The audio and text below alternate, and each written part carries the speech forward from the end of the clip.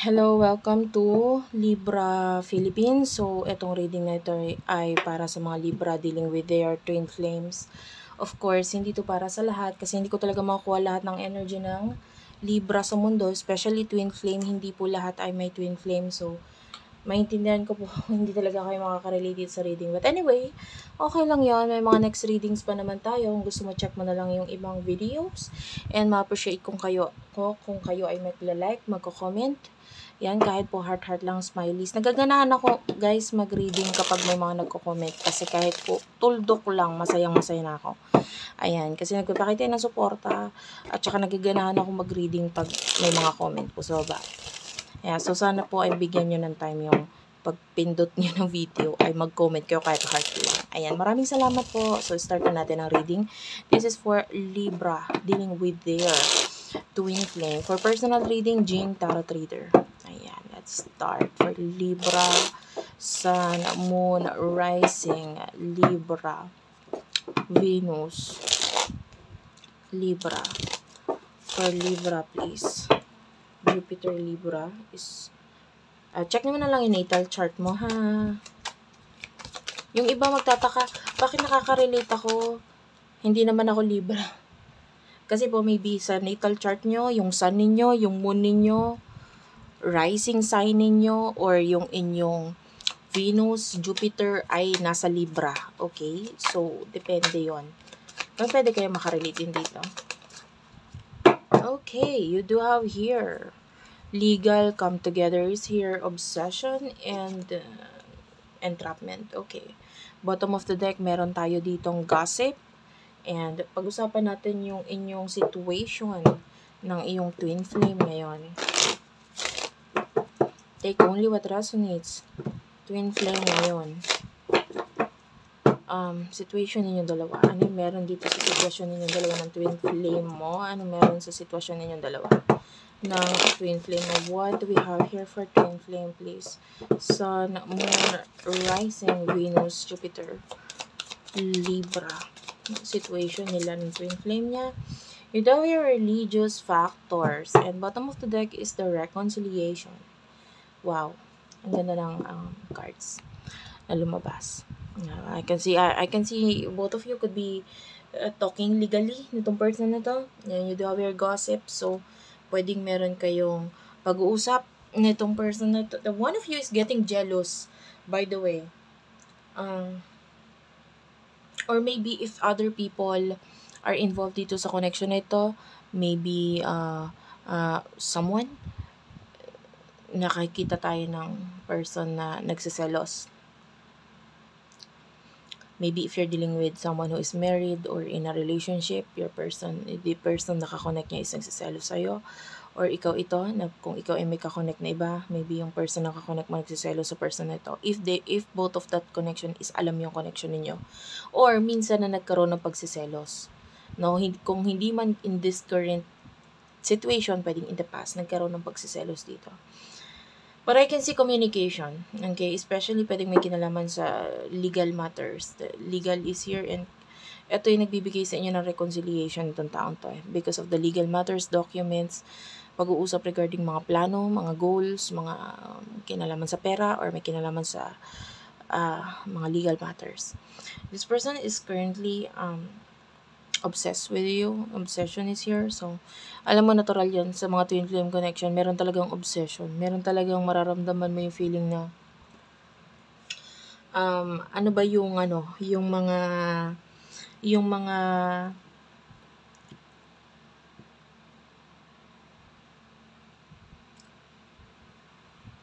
well, I can feel na pwedeng mga nakikita niya sa'yo na something na parang gusto ko to. Parang ganon. So, may mga ganon siyang nare-realize. Parang, ba't hindi ko yan nakita noon? Magaling ka pala sa ganyan. Parang ganon.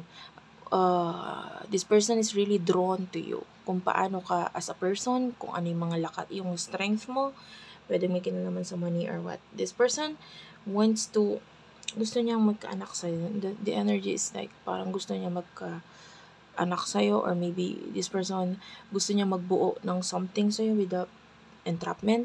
So, Like maybe this person wants to have a child with you, or gusto niyang magkaroon ng like maybe documents na pag-uusap ninyo, like you are trapped sa kanya. Parang gusto niya matrap ka sa kanya. I mean, you are in a twin flame connection.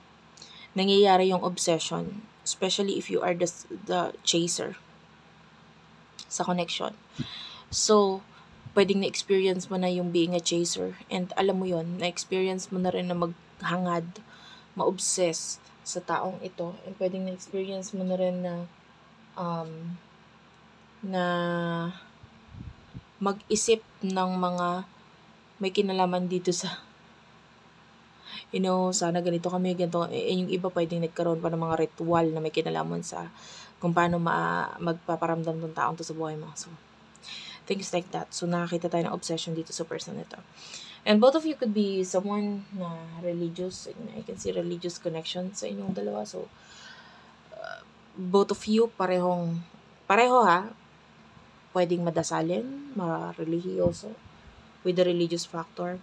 And because of that, natutulungan kayo ng mga spirit guides ninyo lalo na magkaroon ng reconciliation kasi pareho kayong connected sa inyong mga spirit guides, connected sa inyong mga higher self.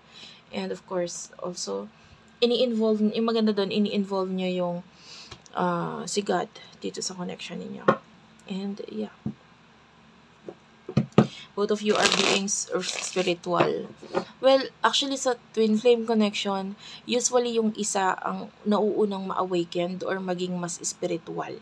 And the other person is that pwedeng gigisingin ng person na yun who is more spiritual, gigisingan niya yung isang person na hindi pwedeng walang masyadong kaalaman regarding spirituality or what. And then well, of course, pwedeng doon, after nung mga pagkagising na yun, is saka pa lang magkakaroon ng reconnection. But anyway, tingnan natin sa iyo. 10 of Wands is here. Page of Cups. This is the Knight of Cups. I always, like, ang energy nito is like the Page of Cups. So, I will read the Page of Cups then.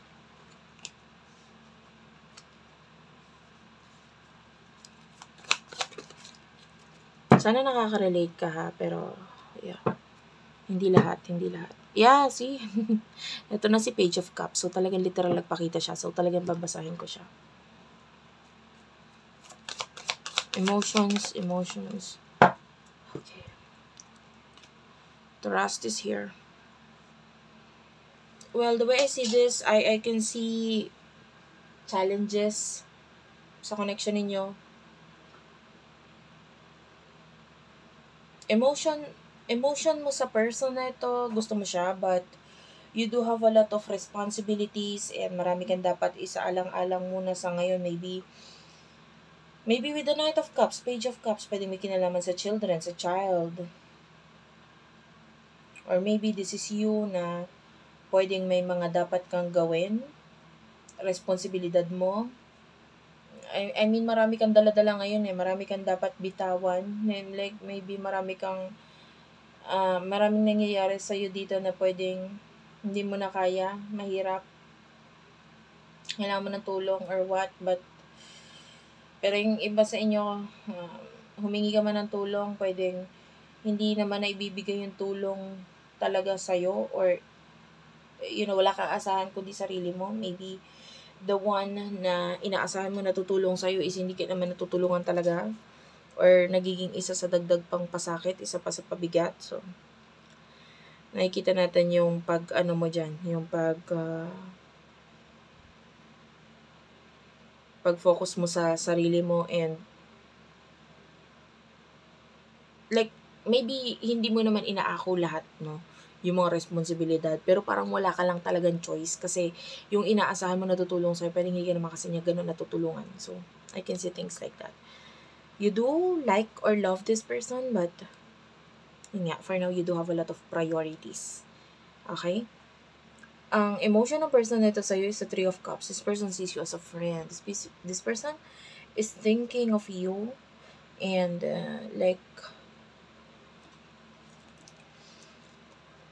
this is Ace of Swords. Ito ay nakikita natin as maybe some of you pwedeng may new connection na nangyayari sa inyo ngayon or pagbabalik ng connection because this is an air sign. It's showing to me as a connection. Pero nalulungkot siya, nasasaktan siya eh. Nine of Swords, nasasaktan siya ngayon. Maybe may mga issues regarding family or kung paano niya i-express. Or maybe this person hindi niya kayang i-express or especially gossip is here. So may communication talaga sa inyo. Clarify the Nine of Swords, please. Yeah. Pwedeng yung person na to is, you do have your denial. So, pwedeng masakit or mahirap para sa kanya na i-deny yung kanyang emotions. Pero nangyayari na yung pagde-deny na yun ngayon, ano. And you do have your soul. So, maybe, there's this feeling na I want to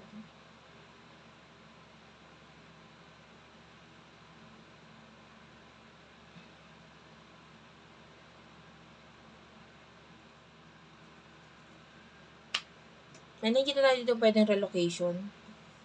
And maybe there's reason na kung bakit gusto niyang mag-relocate or maglipat ng tahanan ng bahay. Or maybe, this person wants to move. Maybe move out. Kasi nakakaramdam siya ng irita.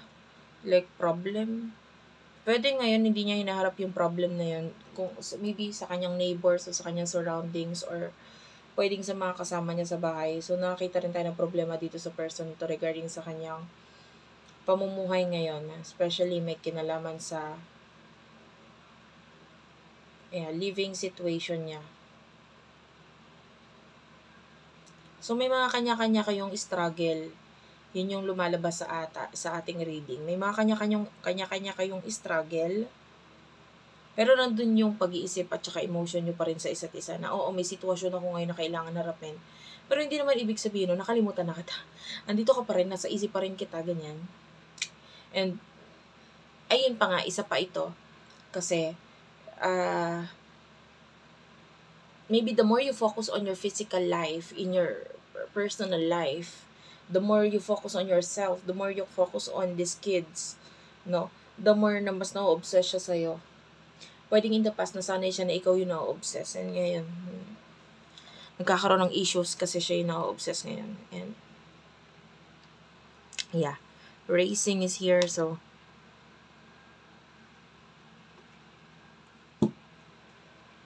I feel like this person is medyo mababa kasi yung tingin niya sa sarili niya. You know, I can see a lowered car here. And recently, nakapanood ako ng mga video na may kinalaman sa mga sasakyan na lowered, na talagang pababaan sila to the point na parang ilan inches na lang yung yung agwat ng pinakasasakyan doon sa asphalt or doon sa pinakasemento.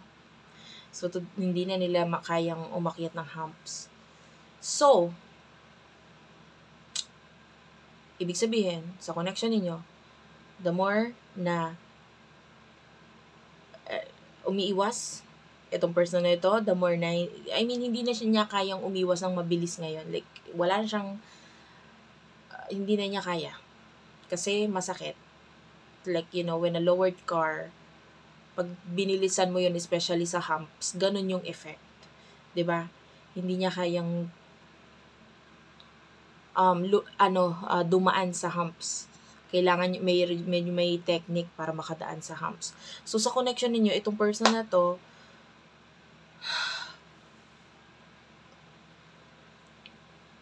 medyo ganun na rin kadali na masaktan sa kanya ngayon regarding sa mga issues sa buhay niya. Lalo na medyo bumaba yung tingin niya sa sarili niya. Kasi problem sa maybe sa kanyang insecurities. So, nakakita tayo ng insecurities dyan.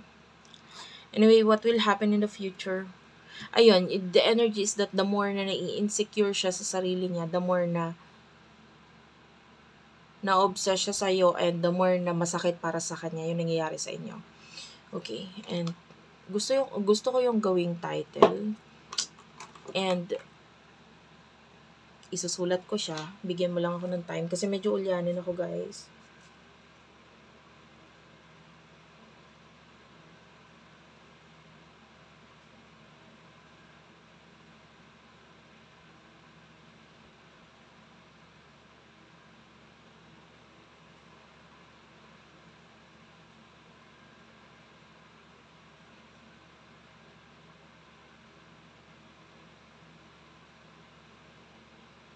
Hindi ko alam kung ito yung sinabi ko kanina. Ulyanin talaga ako, guys.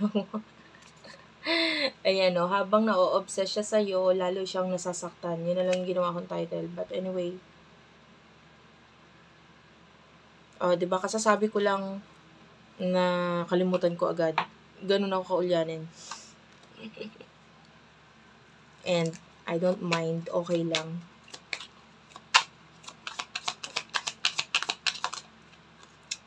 Hindi ko to kunin masyadong marami. Ito na lang. Crickets is here. Okay. Lockdown. Grip is here. Okay. Okay. For Libra. Twin flame connection. Bottom of the deck is bounty hunter. Intervention. Pretending. And roller coaster.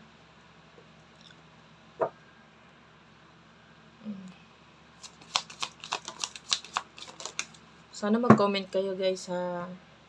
I don't mind kahit damihan nyo yung comment. Diba? Masaya pa nga yun. Very soon, pay attention, children, and yeah. Well, in the near future, nakita tayo dito, guys. There's something, the Ten of Wands is here sa side mo. There's something here na nagpapahirap sa'yo, nagpapabigat sa'yo.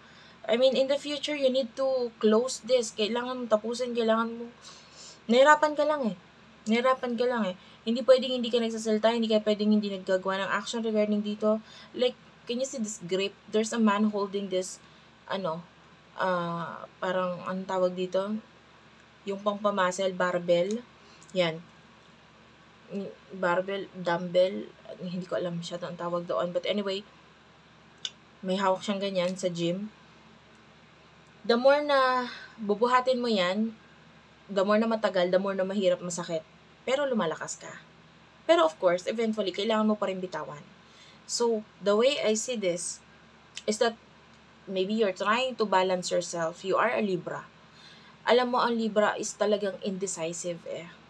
Nasa nature na ng Libra yan. Ang hirap magdesisyon kasi gusto mo talaga at peace lahat. Gusto mo maayos lahat. Ikaw na lang yung mahirapan. Diba? Isasaluhin mo na lang lahat para lang wag magkagulo or wag magkaroon ng problem, But the more na sinasalo mo, the more na pinababayaan mo yung isang bagay, lalo nagkakaroon ng problem eh. Diba? Ikaw na lang yung intindi, hindi ka nagdedesisyon kung kailan mo bibitawan, etc. Pero ikaw ang nahihirapan. Okay, you are already strong enough. Kung ano man yung mga bagay na kailangan mong bitawan, that you need to make decision regarding dito. Hindi pwedeng manatili ka manahimik dito. You have to do something about this. You need to close or end something na you are trapped. Kung saan ka hindi makaalis na sitwasyon, kailangan mo alisan. I mean, in the near future, I can see you seeing all these red flags. Nakikita mo na yung mga red flags eh. Nakikita mo na yung mga mali. Nakikita mo na yung mga hindi okay. Nakikita mo na yung mga bagay na dapat mong, you know what to do. You know what to do. Alam mo eh. Alam mo yung dapat gawin eh. May idea ka na, alam mo na, pero hindi mo ginagawa. You do have the children. So, the energy here, actually, the advice for you is to think like a child. Ano ba yung ugali ng child? Ano ba yung ugali ng children? Actually, wala silang pakialam. Di ba? Sa pagdedesisyon mo in the near future, like, I highly suggest na think like a child. Wala kang pakialam. Ano yung magpapasaya sa'yo? Dun ka. Di ba? And you do have your roller coaster interview and pretending. Kasi the more na hindi mo hinaharap yung isang bagay, the more na paulit-ulit lang yung mangyayari sa inyo ng person na ito. Like, this is a twin flame connection. Alam mo, ang opening of in the universe ngayon, yung mga nangyayari sa sky natin, open talaga ang universe natin for twin flame connection ngayon. Nagkakaroon ng pagbabalik ng mga twin flames at reconciliation. Pero, if you will not do this, another opening is 2028. So, can you still wait? If hindi ka pa ready sa mga dapat mong gawain ngayon, na desisyon sa buhay mo, then maybe you can do it sa year 2028 if you're not yet ready now. That is the next time na mag-open ang sky for you. Ayan, binigyan na kita ng date. Okay? So, don't pretend na kaya mo kung hindi mo kaya. Don't pretend na gusto mo yung isang bagay na hindi mo naman talaga gusto. Diba? If you need to end things para mas maka-resurface, may isa katuparan yung new beginning for you. Thank you for watching. I love you all and bye-bye.